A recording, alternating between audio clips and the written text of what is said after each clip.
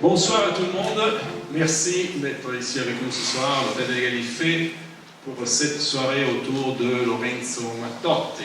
Alors, ça fait combien de temps que tu travailles avec Kamsky? Oui, depuis qu'on avait 14 ans, on s'est rencontrés dans la classe. Lui, il dessinait sur les tableaux, moi je vais dire, je lui corrige 2-3 dessins, on a commencé à parler de bande dessinée et tout ça, et après on a commencé un peu, au départ, lui il dessinait lui aussi. On faisait des histoires où lui faisait le personnage et moi les décors. Il dessinait mieux que toi? Non. J'ai l'air d'amener dans le même esprit vos premières histoires. Bon, c'est pas le même esprit parce qu'il y avait 40 ans d'expérience, mais essayer de retrouver une sorte de légèreté, une sorte d'amusement, une sorte de, de nonchalance. J'avais envie de légèreté, vraiment de retrouver une légèreté, de revenir à la plume que j'avais déjà utilisée à l'homme à la fenêtre, dans Stigmate, et que j'avais fait dans Chimère. C'est une sorte de poème visionnaire, comme ça, pour retrouver mes carnets, des carnets que moi j'appelle les lignes fragiles, des carnets où je dessine de façon expérimentale et très improvisée. Ligne fragile, c'est par rapport à une ligne puissante, qui est la ligne puissante des BD en couleur. C'est une ligne qui a le courage, ou la conscience, ou la naïveté, pas naïveté parce qu'elle a le courage d'être très blanche, d'être insure, d'être violente, très dure, hachée. Mais ça vient un peu de l'école sud-américaine aussi. Il y a toute une école sud-américaine de la bande dessinée, comme Alberto Breccia, Munoz et tout ça, c'est toute une... et italienne.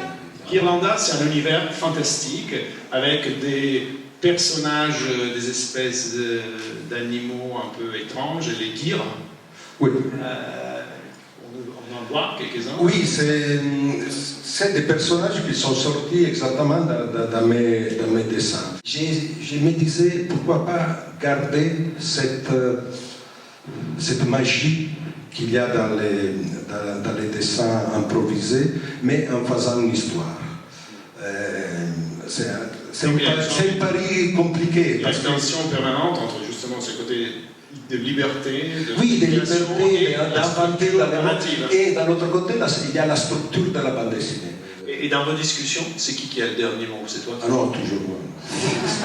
Une fois qu'on a dessiné, que j'ai dessiné toute l'histoire, c'est-à-dire on avait déjà les 380 pages, en fait, Gramsci, il a repris toutes les images et il a réécrit 2 fois tous les dialogues. C'est-à-dire que si pour toi la bande dessinée, l'histoire de la bande dessinée, c'est un espace de liberté, c'est aussi un espace de liberté pour les lecteurs. Absolument oui, un espace de liberté, un espace où lui, il peut se donner de la liberté que peut-être il n'avait jamais pensé.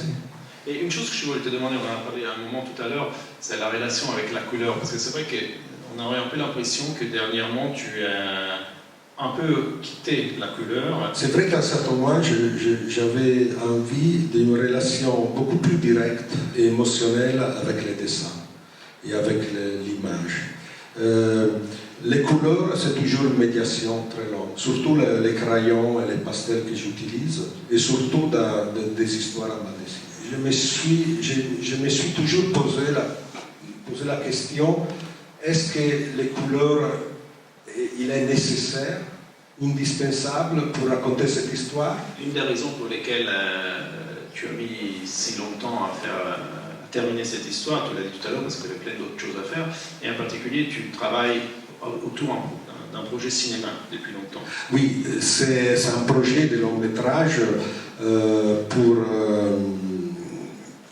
raconter à partir d'un roman, d'une fable de Dino Buzzati qui s'appelle la fameuse invasion des ours en Sicile et de la transposer à un long métrage d'animation. Quand j'ai une idée, je crois et je la fais, je vois tout de suite que ça marche, et en plus c'est moi.